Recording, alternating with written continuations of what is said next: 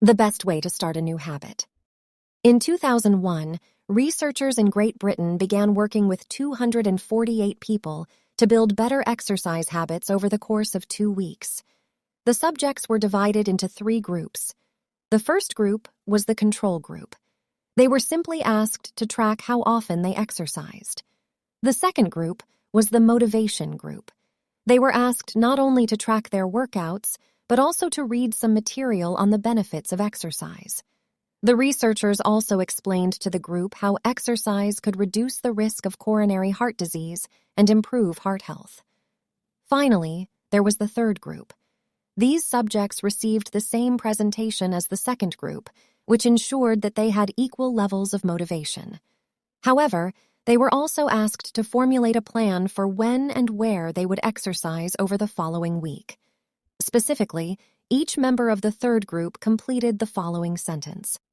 During the next week, I will partake in at least 20 minutes of vigorous exercise on day at time in place. In the first and second groups, 35 to 38% of people exercised at least once per week. Interestingly, the motivational presentation given to the second group seemed to have no meaningful impact on behavior. But 91% of the third group exercised at least once per week, more than double the normal rate. The sentence they filled out is what researchers refer to as an implementation intention, which is a plan you make beforehand about when and where to act. That is, how you intend to implement a particular habit. The cues that can trigger a habit come in a wide range of forms. The feel of your phone buzzing in your pocket, the smell of chocolate chip cookies, the sound of ambulance sirens, but the 2 most common cues are time and location. Implementation intentions leverage both of these cues. Broadly speaking, the format for creating an implementation intention is, when situation X arises, I will perform response Y. Hundreds of studies have shown that implementation intentions are effective for sticking to our goals, whether it's writing down the exact time and date of when you will get a flu shot or recording the time of your colonoscopy appointment. They increase the odds that people will stick with habits like recycling, studying, going to sleep early, and stopping smoking. Researchers have even found that voter turnout increases when people are forced to create implementation intentions by answering questions like, what route are you taking to the polling station? At what time are you planning to go? What bus will get you there? Other successful government programs have prompted citizens to make a clear plan to send taxes in on time or provided directions on when and where to pay late traffic bills. The punchline is clear. People who make a specific plan for when and where they will perform a new habit are more likely to follow through. Too many people try to change their habits without these basic details figured out. We tell ourselves, I'm going to eat healthier, or I'm going to write more. But we never say when and where these habits are going to happen. We leave it up to chance and hope that we will just remember to do it or feel motivated at the right time. An implementation intention sweeps away foggy notions like, I want to work out more, or I want to be more productive, or I should vote, and transforms them into a concrete plan of action. Many people think they lack motivation when what they really lack is clarity. It is not always obvious when and where to take action. Some people spend their entire lives waiting for the time to be right to make an improvement. Once an implementation intention has been set, you don't have to wait for inspiration to strike.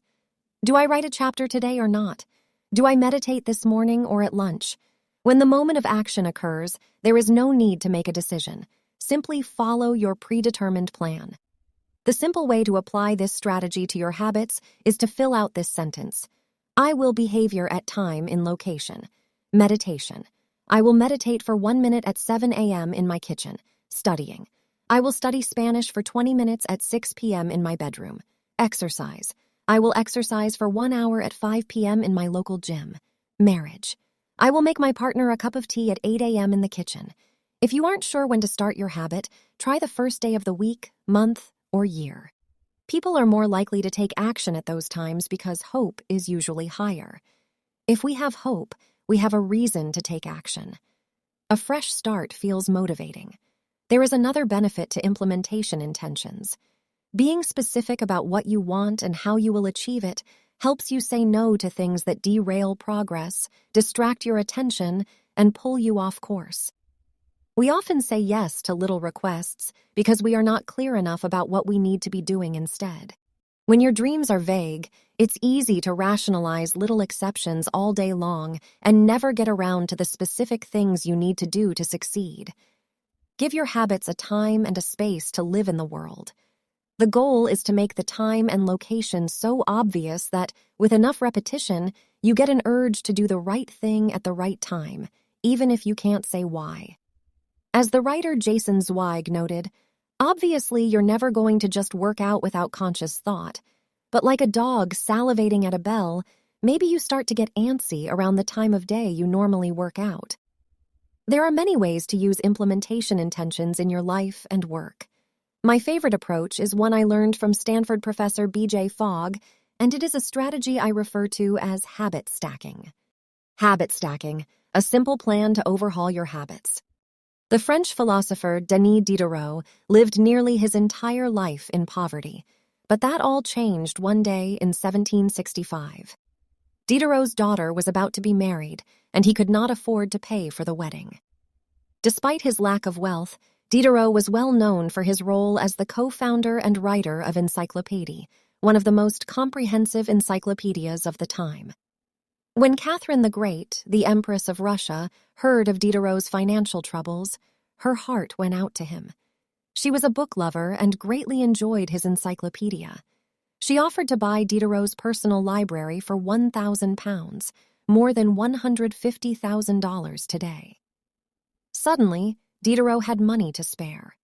With his new wealth, he not only paid for the wedding but also acquired a scarlet robe for himself. Diderot's scarlet robe was beautiful. So beautiful, in fact, that he immediately noticed how out of place it seemed when surrounded by his more common possessions. He wrote that there was no more coordination, no more unity, no more beauty between his elegant robe and the rest of his stuff. Diderot soon felt the urge to upgrade his possessions. He replaced his rug with one from Damascus. He decorated his home with expensive sculptures. He bought a mirror to place above the mantel and a better kitchen table. He tossed aside his old straw chair for a leather one. Like falling dominoes, one purchase led to the next. Diderot's behavior is not uncommon. In fact, the tendency for one purchase to lead to another one has a name: the Diderot effect. The Diderot effect states that obtaining a new possession often creates a spiral of consumption that leads to additional purchases. You can spot this pattern everywhere. You buy a dress and have to get new shoes and earrings to match. You buy a couch and suddenly question the layout of your entire living room. You buy a toy for your child and soon find yourself purchasing all of the accessories that go with it. It's a chain reaction of purchases. Many human behaviors follow this cycle. You often decide what to do next based on what you have just finished doing. Going to the bathroom leads to washing and drying your hands, which reminds you that you need to put the dirty towels in the laundry, so you add laundry detergent to the shopping list, and so on. No behavior happens in isolation. Each action becomes a cue that triggers the next behavior. Why is this important? When it comes to building new habits, you can use the connectedness of behavior to your advantage. One of the best ways to build a new habit is to identify a current habit you already do each day and then stack your new behavior on top. This is called habit stacking. Habit stacking is a special form of an implementation intention. Rather than pairing your new habit with a particular time and location, you pair it with a current habit. This method, which was created by B.J. Fogg as part of his Tiny Habits program, can be used to design an obvious cue for nearly any habit.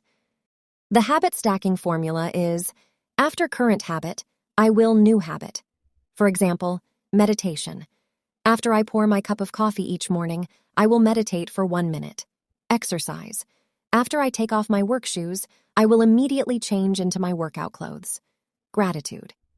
After I sit down to dinner, I will say one thing I'm grateful for that happened today. Marriage. After I get into bed at night, I will give my partner a kiss. Safety. After I put on my running shoes, I will text a friend or family member where I am running and how long it will take. The key is to tie your desired behavior into something you already do each day. Once you have mastered this basic structure, you can begin to create larger stacks by chaining small habits together.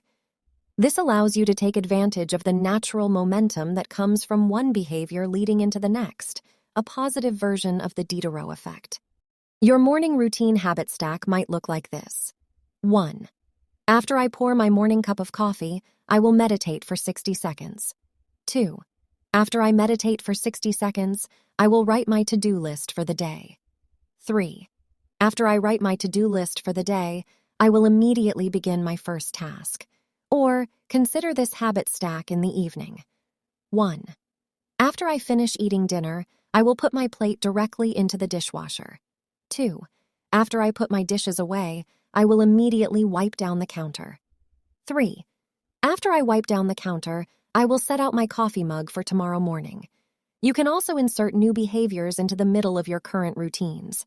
For example, you may already have a morning routine that looks like this. Wake up, make my bed, take a shower. Let's say you want to develop the habit of reading more each night. You can expand your habit stack and try something like wake up, make my bed, place a book on my pillow, take a shower. Now, when you climb into bed each night, a book will be sitting there waiting for you to enjoy. Overall, habit stacking allows you to create a set of simple rules that guide your future behavior. It's like you always have a game plan for which action should come next. Once you get comfortable with this approach, you can develop general habit stacks to guide you whenever the situation is appropriate. Exercise. When I see a set of stairs, I will take them instead of using the elevator. Social skills. When I walk into a party, I will introduce myself to someone I don't know yet. Finances. When I want to buy something over $100, I will wait 24 hours before purchasing. Healthy eating. When I serve myself a meal, I will always put veggies on my plate first. Minimalism. When I buy a new item, I will give something away. One in, one out. Mood.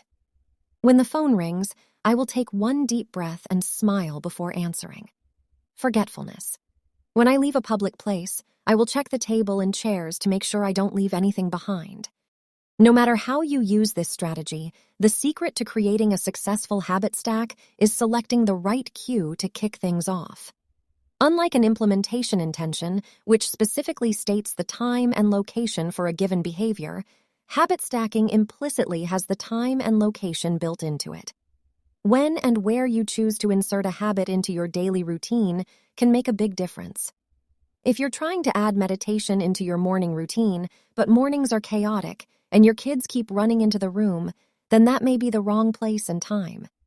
Consider when you are most likely to be successful. Don't ask yourself to do a habit when you're likely to be occupied with something else. Your cue should also have the same frequency as your desired habit. If you want to do a habit every day, but you stack it on top of a habit that only happens on Mondays, that's not a good choice. One way to find the right trigger for your habit stack is by brainstorming a list of your current habits. You can use your habits scorecard from the last chapter as a starting point. Alternatively, you can create a list with 2 columns. In the first column, write down the habits you do each day without fail. For example, get out of bed, take a shower, brush your teeth, get dressed, brew a cup of coffee, eat breakfast, take the kids to school, start the workday, eat lunch, end the workday, change out of work clothes, sit down for dinner, turn off the lights, get into bed. Your list can be much longer, but you get the idea. In the second column, write down all of the things that happen to you each day without fail. For example, the sun rises. You get a text message. The song you are listening to ends. The sun sets. Armed with these 2 lists, you can begin searching for the best place to layer your new habit into your lifestyle. Habit stacking works best when the cue is highly specific and immediately actionable. Many people select cues that are too vague. I made this mistake myself.